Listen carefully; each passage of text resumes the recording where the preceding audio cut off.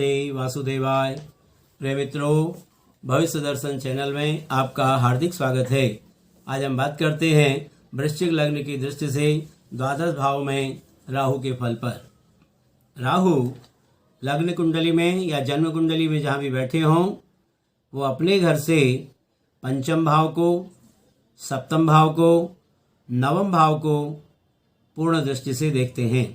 लेकिन कुछ विद्वानों के मत में राहु की द्वादश भाव पर भी पूर्ण दृष्टि मानी गई है। राहु की उच्च राशि है मिथुन और नीच राशि है धनु, और कन्या राशि को जो है स्वराशि माना गया है। अब हम बात करते हैं राहु की।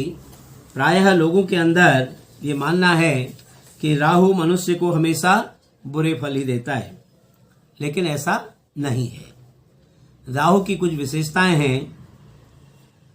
राहु के प्रभाव से ही व्यक्ति अपने जीवन में बहादुर, बलवान और निडर बनता है।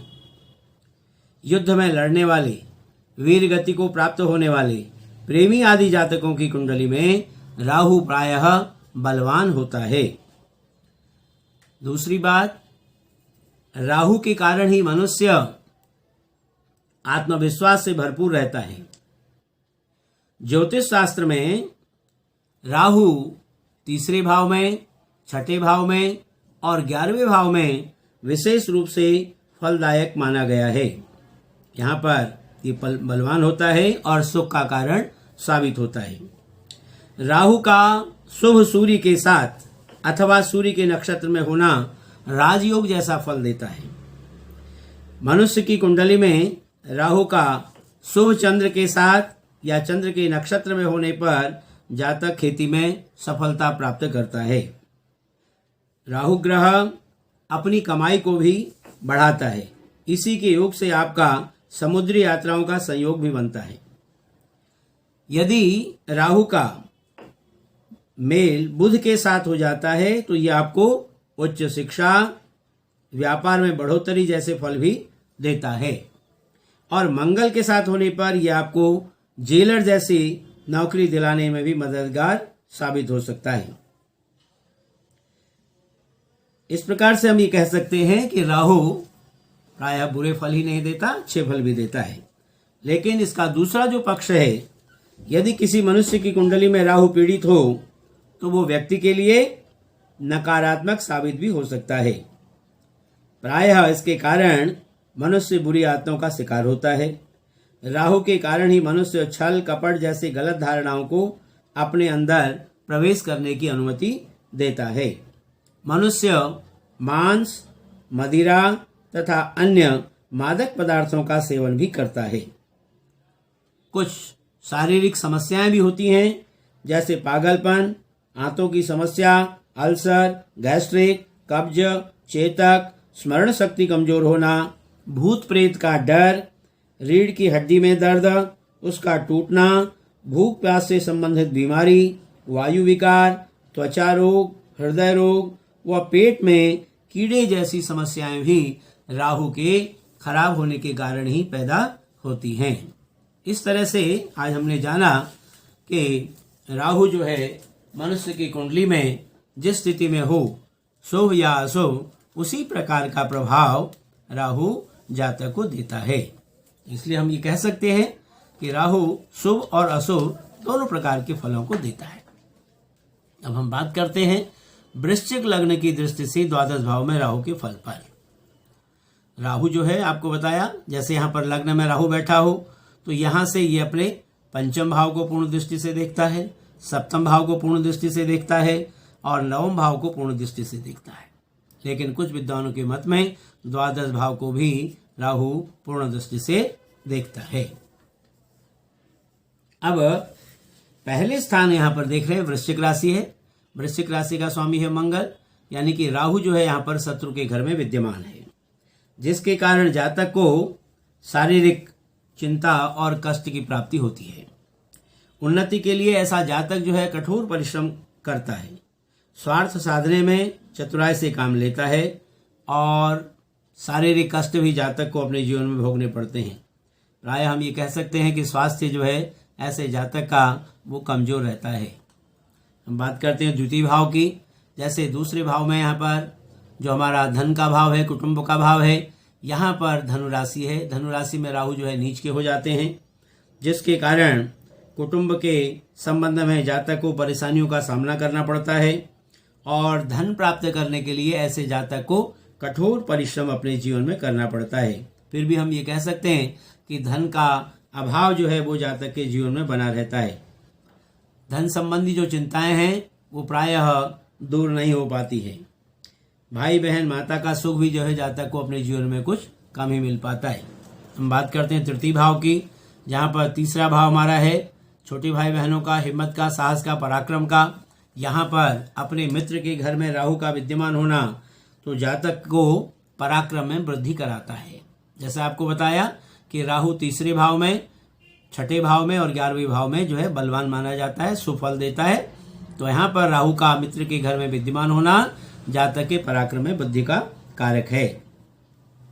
जातक परिश्रमी होता है, पुरुषार्थी होता है और धैर्यवान होता है। ऐसे जातक को भाई बहनों का पूरा सुख अपने जीवन में प्राप्त होता है। पत्नी का सहयोग उसे मिलता रहता है और ससुराल से भी जातक को सहयोग की प्राप्ति होती है और ऐसा जातक प्रायः विदेश यात्राओं से भी लाभ उठाता है। हम बात करते हैं चतुर्थ भाव की, जहाँ चौथे भाव में ये माता, भूमि, भवन, वाहन का जो हमारा भाव है, यहाँ पर अपने मित्र शनि की कुंभ राशि पर स्थित राहु के प्रभाव से जातक को माता और भूमि, भवन, मकान का पूर्ण सुख अपने जीवन में प्राप्त होता है। लेकिन कुछ घरेलू कष्ट भी जातक के जीवन में आते रहते हैं। ऐसा जातक अपनी हिम्मत और धैर्य से काम लेकर सफल होता है, बड़ा परिश्रमी होता है। यथेष्ट सुख प्राप्त करके ऐसा जातक जो है अपने जीवन में सुख की प्राप्ति करता है। अब हम बात करते हैं पंचम भाव की, जहाँ पर पांचवें भाव में जो हमारा विद्या, बुद्धि व संतान का भाव है, यहाँ पर अपने मीन राशि, यहाँ पर मीन राशि में राहु के स्थित होने के कारण तो जातक को विद्या में कुछ बाधाओं का सामना करना पड़ता है और संतान से भी कुछ कठिनाइयाँ जातक को अपने जीवन में प्राप्त होती हैं। लेकिन व्यापार में प्रचुर लाभ जातक को अपने जीवन में प्राप्त होता है। हम बात करते हैं छठे भाव की, जहाँ पर छठा भाव जो हमारा रोग, शत्रु और झगड़े झंझट का भाव है। यहाँ पर मेष राशि में स्थित राहु के प्रभाव से जातक जो है शत्रुओं पर विजयी होता है। सभी मुसीबतों, शत्रुओं पर वो विजय प्राप्त कर लेता है। परिश्रम से धन पाता है, राज्य, सम्मान और प्रतिष्ठा प्राप्त करता है। संतान का सुख भी जातक को अपने जीवन में पूर्ण रूप से प्राप्त होता है और बाहरी व्यापार करने पर भूमि, भवन, वाहन का सुख भी ऐसा जातक अपने जीवन में प्राप्त कर लेता है। अब हम बात करते हैं सप्तम भाव की, जहाँ पर सप्तम भाव में देख रहे हैं यहाँ पर जो हमारा पत्नी का भाव है, व्यवसाय का भाव है। यहाँ पर अपने मित्र शुक्र की वृष राशि पर स्थित राहु के प्रभाव से जातक को स्त्री तथा व्यवसाय से सुख की प्राप्ति होती है। ऐसी स्थिति वाला व्यक्ति जो होता है वो संकटों में पड़ता है, लेकिन उन संकटों से पार हो जाता है। परिवार का सुख इसको कम ही मिल पाता है। संतान के कारण कभी कभी इसको अपयश भोगना पड़ता है और जातक को शारीरिक कष्ट की भी प्राप्ति अपने जीवन में होती है। हम बात करते हैं अष्टम भाव की, जहाँ यहाँ देख रहे हैं अष्टम भाव में मिथुन राशि है, जहाँ मिथुन राशि में जो है राहु यहाँ पर उच्च के हो जाते हैं। तो राहु के प्रभाव से जातक को आयु की वृद्धि होती है और लाभ होता है। जीवन हमेशा उत्साहपूर्ण बना रहता है, लेकिन कभी कभी जो है ऐसे जातक को उदर विकार बना रहता है। पत्नी का, भाई बहन का पूरा सुख जो है ऐसा जातक अपने जीवन में प्राप्त होता है। शत्रु परास्त होते हैं और जीवन इसका सुखी बना रहता है।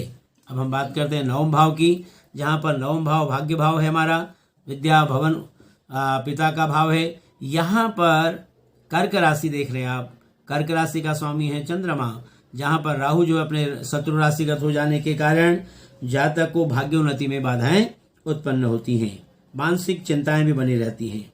ऐसा जातक अपनी भाग्योन्नति के लिए बहुत प्रयत्न करता है और अंत में थोड़ी सफलता ऐसे जातक को प्राप्त हो जाती है। पिता का यदा कदा वैमनस्य जो है वो जातक के लिए दुखदायी बन जाता है और पत्नी का, भाई का पूरा सुख जातक को अपने जीवन में प्राप्त होता है। अब हम बात करते हैं 10वें भाव की, जहाँ पर 10वें भाव में यहाँ पर जो हमारा पिता, व्यवसाय और राज्य का भाव है, यहाँ पर अपने सूर्य की राशि यानी कि सिंह राशि पर स्थित राहु के प्रभाव से, यहाँ राहु जो है शत्रु राशिगत होते हैं, जिसके कारण जातक को यहाँ पिता से कुछ कष्ट प्राप्त होता है। राज्य और व्यवसाय में भी कुछ कठिनाइयां जातक को आती हैं। अपने चातुर्य बल पर जो है ऐसा जातक अपने जीवन में उन्नतशील बना रहता है और अंततः अपने जीवन में सफल होता है। कुल मिलाकर हम ये कह सकते हैं कि ऐसे जातक का जो जीवन है वो उतार चढ़ाव पूर्ण रहता है, कभी सुख कभी दुख, ऐसी परिस्थितियां जीवन में बनी रहती हैं। हम बात करते हैं एकादश भाव की, जहां पर एकादश भाव में आप देख रहे हैं यहाँ पर राहु जो है वो स्वराशिगत है। कन्या राशि में राहु को स्वराशिगत माना जाता है। यहाँ विशेष लाभ की प्राप्ति जातक को होती है। यदि राहु जो है स्वराशि होकर के अपने 11वें भाव में यहाँ पर बैठे हों तो जातक को पूर्ण लाभ है, धन की प्राप्ति होती है। स्वभाव से ऐसा जातक प्रायः स्वार्थी होता है, अपने स्वार्थ के लिए वो कुछ भी कर सकता है। पत्नी का सुख मिलता है, लेकिन कभी कभी परिवार का विरोध भी जातक को झेलना पड़ता है। भूमि, भवन, वाहन का सुख अपने परिश्रम के बल पर ऐसा जातक प्राप्त कर लेता है और विदेश यात्रा से भी लाभ उठाता है। कुल मिलाकर हम ये कह सकते हैं कि राहु की जो एकादश भाव की जो स्थिति है वो जातक के लिए अनुकूल रहती है। हम बात करते हैं द्वादश भाव की, जहाँ पर 12वें भाव में राहु का अपने मित्र शुक्र के घर में यहाँ पर विद्यमान होना जातक के खर्चों में वृद्धि कराता है। परेशानी और चिंताएं प्राय बनी रहती हैं, लेकिन ऐसा जातक जो है वो बाहरी स्थानों से लाभ पाता है। कभी आकस्मिक धन लाभ भी जातक को होता है। व्यापार के द्वारा सम्मान और यश मिलता है। संतान पीड़ा, शरीर पीड़ा, ये प्रायः जातक के साथ बनी रहती है। विदेश यात्रा से अच्छा लाभ जो है जातक प्राप्त कर लेता है। तो प्रिय मित्रों, इस प्रकार हमने आज वृश्चिक लग्न की दृष्टि से द्वादश भाव में राहु के फल पर विचार किया। आपको यदि यह हमारा कार्यक्रम अच्छा लगा हो तो आप हमें अवश्य सब्सक्राइब करें, हमारी वीडियो को शेयर करें और इसे लाइक भी करें। धन्यवाद।